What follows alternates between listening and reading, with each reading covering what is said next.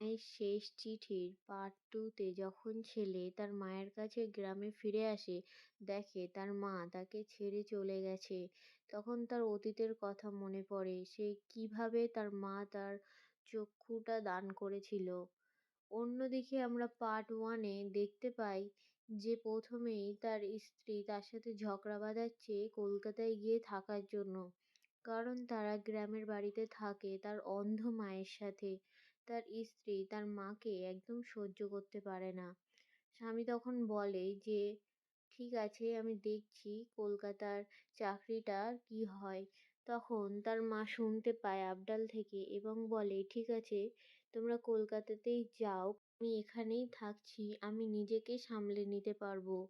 অন্য দৃশ্যে দেখায় ছেলে ও বৌমা শহরে ভালোই জীবনযাপন করছে।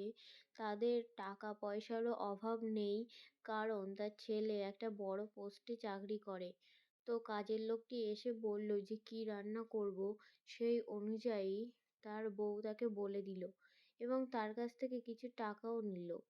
অন্যদিকে দেখতে পায় চিঠিওয়ালা চিঠি দিতে এসছে। তার বউ গিয়ে চিঠিটা নেয় এবং দেখে যে সেটা তার মায়ের চিঠি। তার অন্ধ মা কাউকে দিয়ে তার নামে চিঠি লিখেছে। কিন্তু তার বউ চায় না যে সেই চিঠিটা তার ছেলের হাতে যাক। সেই জন্য সে চিঠিটা ফেলে দেয়। অন্যদিকে তার মাকে ভিক্ষা করতে দেখা যায়। কিন্তু কি হতে চলেছে? শেষ পর্যন্ত ছেলেটি তার ভুল বুঝতে পারবে। সেদিন তার ছেলে ও বৌমা বাসে করে এক জায়গায় যাচ্ছিল এবং তার অন্ধ মাকে ভিক্ষা করতে দেখে সেই বাসের মধ্যে। সে ৫০০ টাকাও দিতে চায় তার হাতে গুঁজে, কিন্তু তার বউ সেটা দিতে চায় না। অন্যদিকে দেখে অন্য আরও একজন তার বৃদ্ধ মাকে টাকা দিচ্ছে।